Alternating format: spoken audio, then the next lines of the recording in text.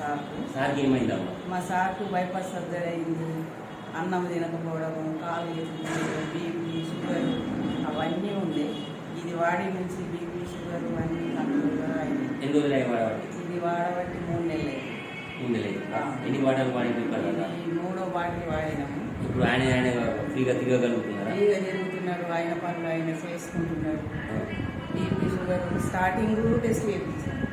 మళ్ళీ తర్వాత 15-20 రోజులకు చేపిస్తే నార్మల్ వచ్చింది. అది నార్మల్ వచ్చేట్లా నమ్మకంతో ఇది తీసుకుంటున్నాం.